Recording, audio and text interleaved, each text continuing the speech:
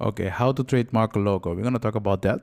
And the thing is, this is going to be a video that almost looks the same, how to trademark a name, but that's a big difference. So we're going to talk about that. If you are new to this channel, subscribe. Seriously, subscribe. Just press the subscribe button. And if you like this video, don't forget to like it. Seriously, like it. I will appreciate it. So keep in mind, there's a big difference between a trademark and a logo. A logo is like this. Let's say you have a logo and you put something in it. This is your logo. You can trademark it. I have to tell you, trademark a logo is easy. Yeah, as long as you meet the requirement, it's easy. But if you look at a name, so a name, trademark a name is really difficult. Because if you trademark it in a name in this country, it doesn't mean you can get a trademark in another country, because the name can affect the language, or the language can affect the name, and it can also affect the way how you bring things out. There are a lot of cases like this, so that's why it's a little bit difficult.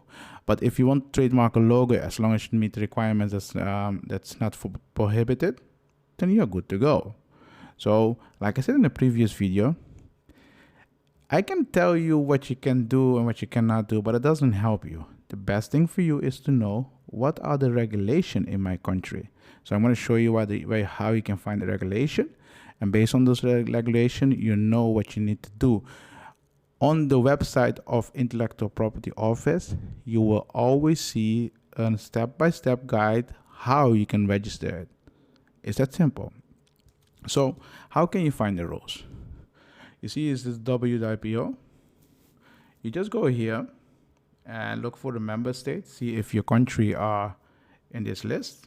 And if I'm from Belgium, or if I'm from the Netherlands, I'm not from Belgium, but if I'm here, I can see the rules here. I can see the national IP laws and regulation, all the stuff. You can go to the database and see all those things, but it doesn't help you. Seriously, it doesn't help you.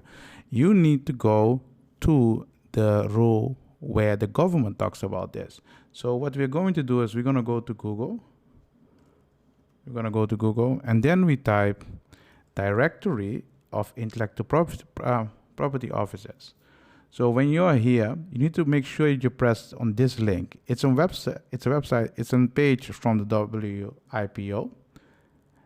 But because the website doesn't work always, right? You saw that.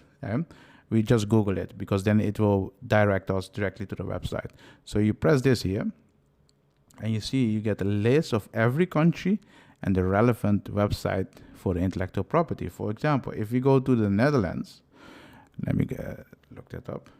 Netherlands, you see that here, Copyright Office, Intellectual Property Office. Because they have colonies, they also have different intellectual property office. So here we need to look it up. It means if you have a copyright in the Netherlands, it can be a copyright on the Curaçao, Sint Maarten, Aruba, all the stuff. Yeah, this is the fastest way to find the rules and the intellectual property that applies to your country. Let's say you have multiple countries where you want to offer your product or services. You need to look at the multiple countries. That's why I say this can be complicated, but if you break it down in looking up for the rules, it's going to be much easier for you. So if you have question about it, what you can do is just go in the Discord. The link will be in the description. Press on it, go in the Discord, go to the Text Us page channel, go to the Text Us channel and ask me a question about it directly. If you're new to this channel, subscribe and like this video. I hope you guys enjoyed this video. Hopefully it was successful, and I will see you in the next video.